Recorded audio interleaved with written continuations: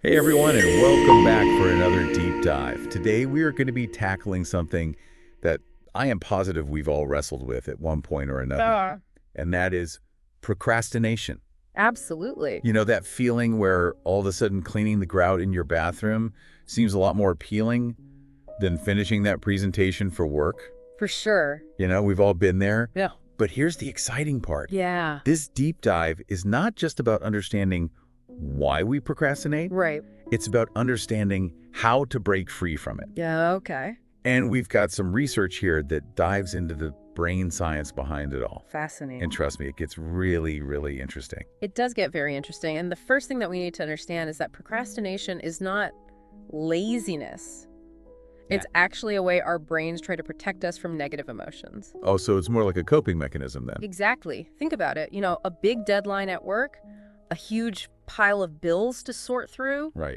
These things can trigger some anxiety and stress, even a fear of messing up. Yeah. Our brains are hardwired to seek pleasure and avoid pain. Okay. So they naturally kind of steer us towards easier and more enjoyable things to do in that moment. So instead of facing those bills, I might find myself reorganizing my spice rack. Exactly. Like my brain is saying, let's do something fun instead of dealing with all that stress. That's exactly it. And there's actually a specific part of the brain involved here called the limbic system. Okay. It's basically our emotional control center, and it plays a huge role in this whole procrastination dance. Right. The limbic system loves instant gratification. Okay. Those quick bursts of feel-good chemicals like dopamine. Uh-huh.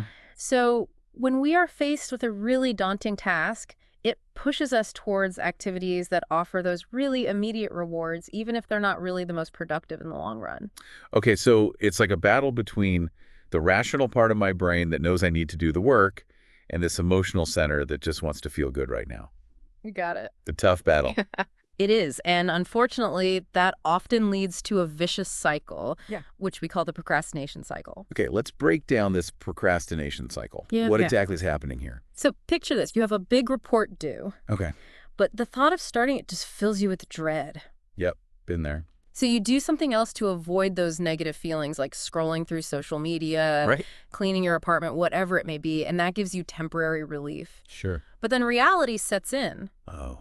The report is still looming, the deadline is closer, and now you have even less time. Oh, no. So the guilt and stress builds up, making the task feel even more overwhelming. This is starting to sound very familiar, and I bet a lot of our listeners are nodding their heads right now. It's such a common pattern, and the more you give in to that urge to avoid, Yeah. the stronger that cycle becomes. So the key is to break free from this cycle before it just spirals out of control. But how do we actually do that? Yeah. Well, that's where the exciting part comes in. We can actually use very specific techniques to interrupt this cycle and actually retrain our brains to approach these tasks differently. Okay, now we're talking. So what are some of these techniques that can help us break free? One that's really effective is called the 2-minute rule. Okay. It's incredibly simple, but surprisingly powerful. I'm all about simple but powerful, so tell me more. The 2-minute rule basically says that if you can do a task in 2 minutes or less, just do it right now. Okay. Don't put it off. Don't overthink it. Just get it done. So instead of leaving that empty coffee mug on my desk, I should just take 2 minutes to watch it right away. Exactly. And here's why it works. Those small little tiny actions create a sense of momentum. Okay. Instead of feeling bogged down by this huge to-do list, you're actually crossing things off. Right. And that feels good. It triggers a little hit of dopamine, you know, that feel-good chemical we were talking about earlier. So even small wins can boost our motivation and help us feel more productive. Exactly. And the more you practice this, the more you build up that sense of momentum and accomplishment. This is really resonating with me. It's like instead of being overwhelmed by the big picture, I can focus on taking those small, manageable steps. Exactly. And that's a perfect segue into another technique that works really well for larger tasks, task decomposition. Okay, I'm intrigued. What is task decomposition all about? It's about breaking down those huge, intimidating tasks into smaller, more digestible pieces. So instead of thinking, I need to write this 20-page research paper, Right. I can break it down into smaller steps, like researching the topic, creating an outline, writing the introduction. You got it. And by doing that, you're essentially tricking your brain into feeling less overwhelmed. Oh, Each step will feel more achievable, and as you complete each one, you get another hit of that sweet, sweet dopamine. It's like that saying, how to eat an elephant, Yeah. one bite at a time. How I love that. And it really highlights how understanding the way our brains work can really help us outsmart our own procrastination tendencies. This is fascinating stuff. So we've got the 2-minute rule for those quick wins and task decomposition for those larger projects. What other tools do we have in our arsenal? Well, there's a classic time management method called the Pomodoro technique. Okay. Have you ever heard of that? Yes, I have. I know it involves working in focused intervals, but I'm not sure about the specifics. It's a really simple concept. You set a timer for 25 minutes and work on a task with complete focus, and then you take a 5-minute break and you repeat this cycle for as long as you need. This is reminding me of something you mentioned earlier, our natural attention spans. Is that connected at all to these 25-minute work intervals? You're absolutely right. Research shows that most people can only maintain deep focus for about 25 minutes before their attention starts to wander. The Pomodoro technique takes this into account, so you're working with your brain's natural rhythm, not against it. That makes so much sense. And those short breaks are probably crucial for preventing burnout and maintaining focus throughout the day. Exactly. It's like giving your brain a mini vacation every 25 minutes. This keeps you refreshed and prevents you from getting mentally exhausted. I can see how this would be especially helpful for people who tend to get hyper-focused and forget to take breaks. Absolutely. It's about working smarter, not harder, and aligning your work habits with your brain's natural tendencies. These are all such practical and actionable techniques.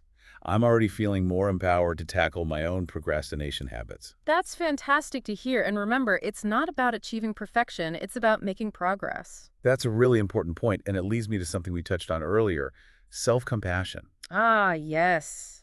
This is crucial. We can't talk about overcoming procrastination without addressing self-compassion. It's so easy to beat ourselves up when we procrastinate, It is. but that just makes things worse. It's like we get stuck in this cycle of negative self-talk, telling ourselves we're lazy or undisciplined. But as we've learned, it's not about laziness at all. It's about how our brains are wired. Exactly. And when we criticize ourselves for procrastinating, we're actually adding to those negative feelings that are driving that cycle. Right. So what we need is kindness. So how do we actually practice self-compassion when we find ourselves procrastinating? Well, first, try to recognize that you're having these negative thoughts without judgment. Okay. It's like noticing a storm cloud passing overhead. You don't need to engage with it, just acknowledge its presence and let it move on. So instead of berating myself for putting off that project, I could simply say to myself, okay, I'm feeling overwhelmed right now, and that's okay. Everyone feels this way sometimes. Let's take a deep breath and figure out the next small step. That's a perfect example. It's about treating yourself with the same kindness and understanding that you would offer a friend who is struggling. This is so important. We need to be our own cheerleaders, not our own worst critics. Absolutely. And the research shows that self-compassion actually helps reduce procrastination. When we're kinder to ourselves, we're less likely to avoid tasks out of fear of failure or self-judgment. That makes perfect sense. When we create a supportive inner environment, we're more likely to take risks and face challenges head-on. Exactly. It's all about building a strong foundation of self-compassion to support our efforts to break free from procrastination. This has been such an insightful discussion so far. It's amazing how understanding the brain science behind procrastination can actually give us the tools to change our behavior. I completely agree, and the best part is we're just getting started. Oh, good. We have even more fascinating insights and practical tips to share in the next part of our deep dive. I can't wait. So for everyone listening, make sure to tune in for part 2, where we'll continue our exploration into the world of procrastination and discover even more strategies for conquering this universal challenge.